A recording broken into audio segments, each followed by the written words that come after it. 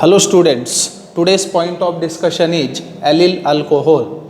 Allyl alcohol is unsaturated alcohol. In this, hydroxyl group is connected to the allylic carbon. Now we must know what exactly allylic carbon is. Remember, allylic carbon is allylic carbon atom is sp3 hybridized carbon which is connected or attached to sp2 hybridized carbon.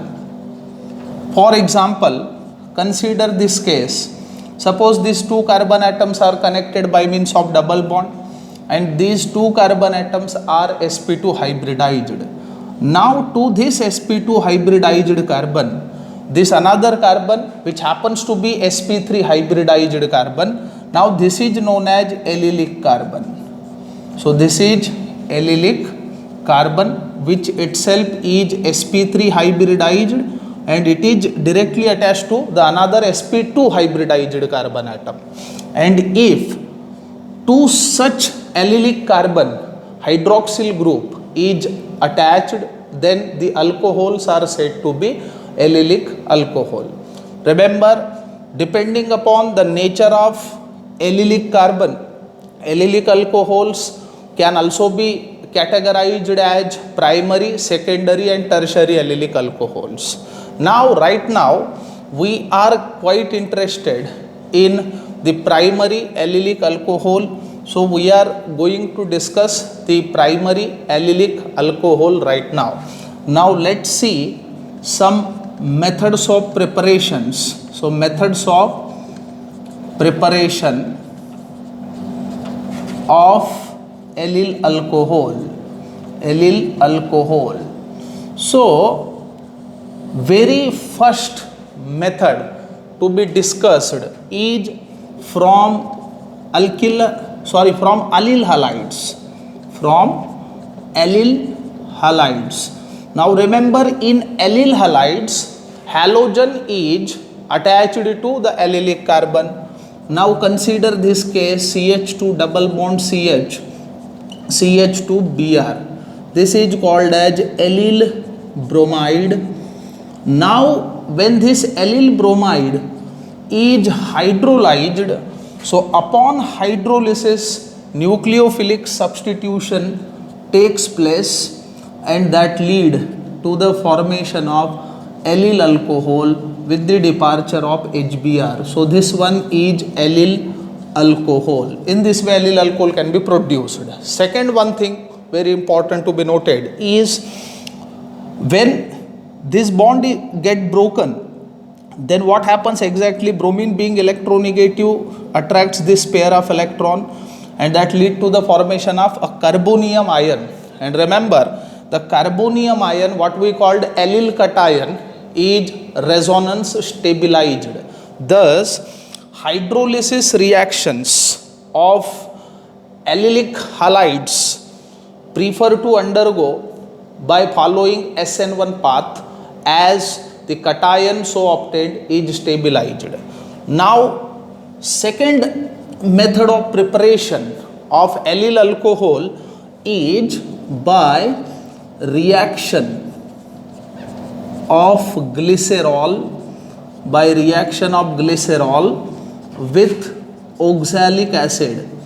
Remember, at high temperature of about 260 degrees Celsius, when we heat glycerol with oxalic acid, then remember what happens. This is a glycerol which happens to be the trihydric alcohol.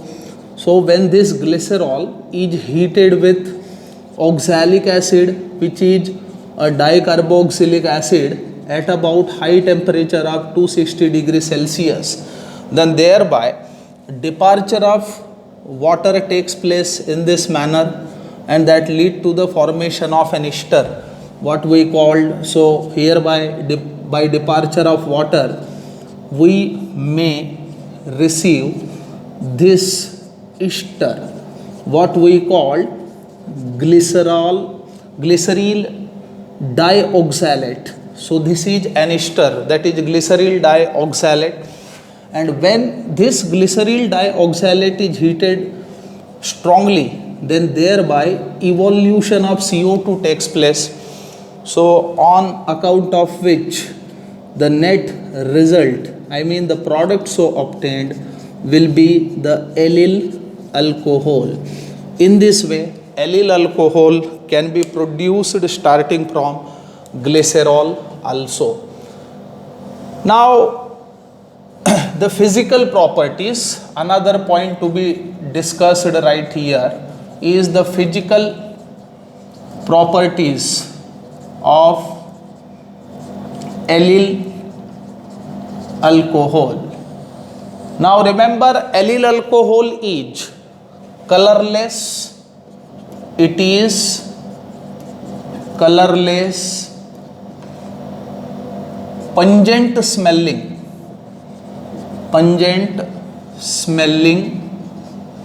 liquid.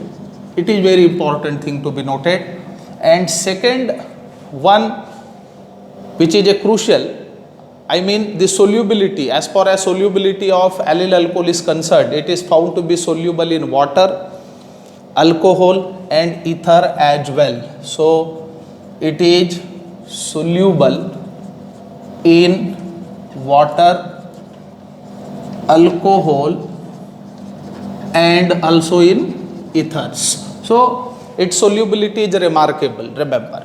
Now very crucial and important thing to be discussed is the chemical properties of allyl alcohol.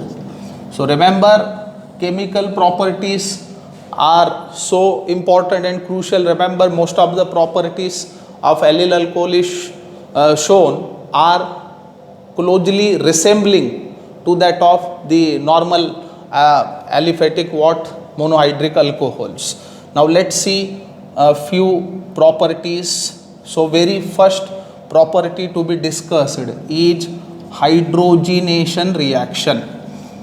Now we know very well that allyl alcohol is unsaturated alcohol, which can be given as CH2 double bond CH, CH2OH. So this allyl alcohol, upon catalytic hydrogenation, I mean when we heat allyl alcohol with hydrogen in presence of catalyst like platinum, palladium, or one can use nickel also, then addition of hydrogen to the unsaturated side takes place, and that lead to the saturation and the formation of N-propyl alcohol takes place.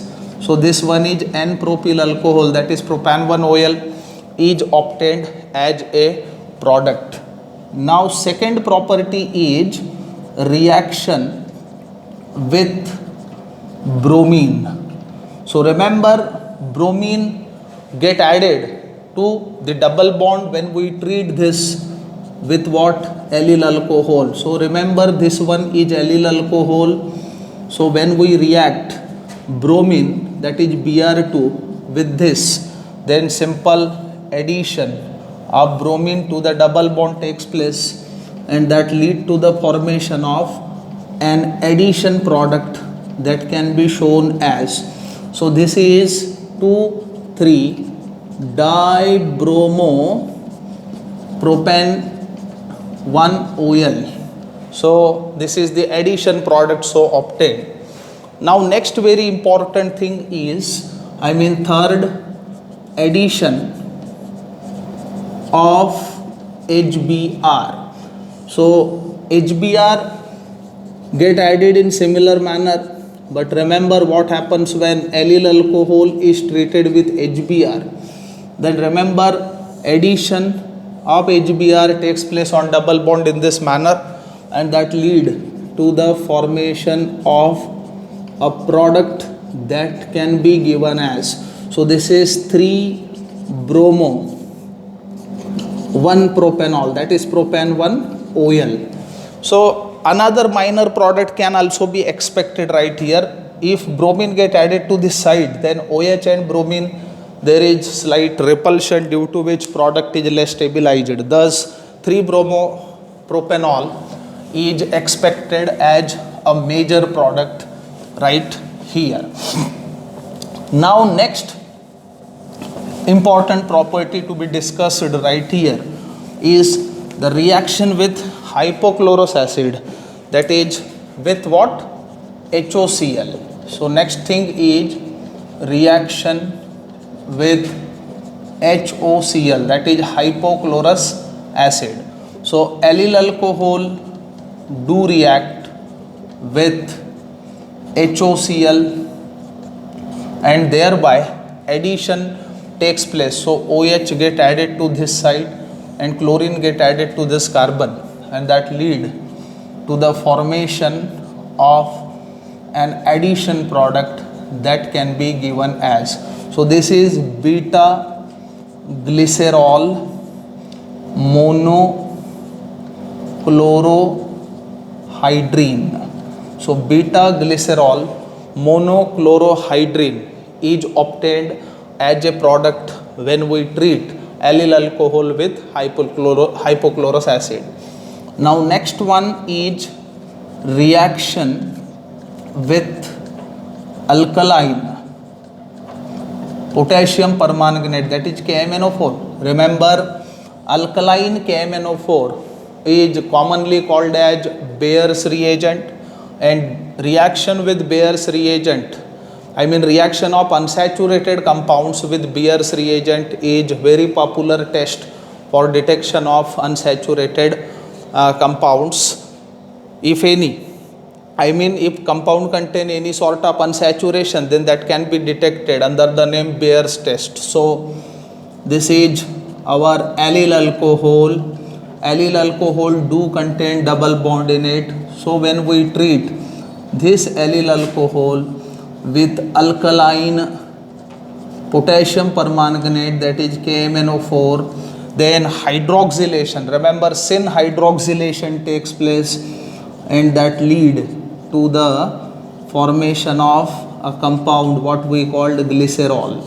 So glycerol is obtained when we treat allyl alcohol with the Bayer's reagent. Now next very important reaction with sodium metal. Remember, sodium is alkali metal which happens to be damn reactive. So when we treat allyl alcohol with the sodium metal, then ultimately sodium displaces hydroxyl hydrogen from allyl alcohol to thereby liberation of hydrogen takes place, and the product obtained is sodium allyl oxide.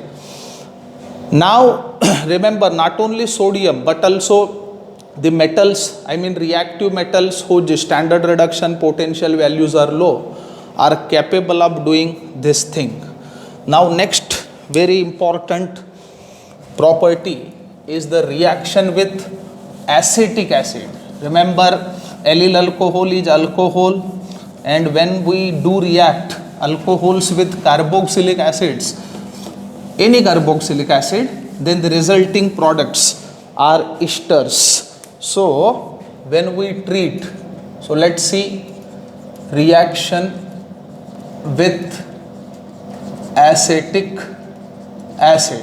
So allyl alcohol react with acetic acid. Remember, this one is acetic acid. Allyl alcohol can be given as, so this is allyl alcohol. So in presence of concentrated H2SO4, when we do react these two, then what happens, thereby departure of water takes place in this manner and lead to the formation of ester, which can be given as, so this is the ester with departure of water. So ester so obtained is nothing but allyl acetate, and we have explained mechanism for this reaction before, so it is damn simple. So what happens exactly when we react alcohols with carboxylic acid? OH bond from alcohol get broken and CO bond from acid, thereby liberation of water takes place, leading to the formation of what? Esters.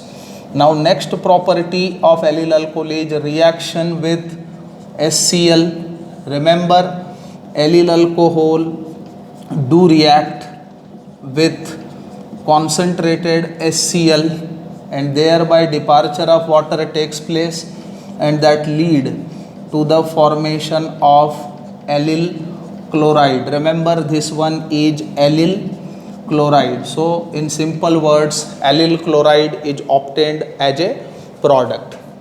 Now next very important thing is reaction with bromine followed by oxidation. Followed by what? Oxidation. We have earlier discussed that when allyl alcohol, which is unsaturated alcohol, we know very well, is treated with bromine, then first of all addition of bromine to the double bond takes place, that lead to the formation of an addition product, what we called 2,3-dibromo-1-propanol.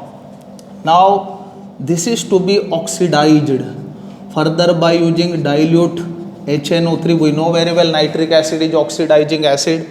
So this primary alcoholic group prefer to get oxidized, producing, means it is get converted into carboxyl group. Thus the product so obtained will be like this.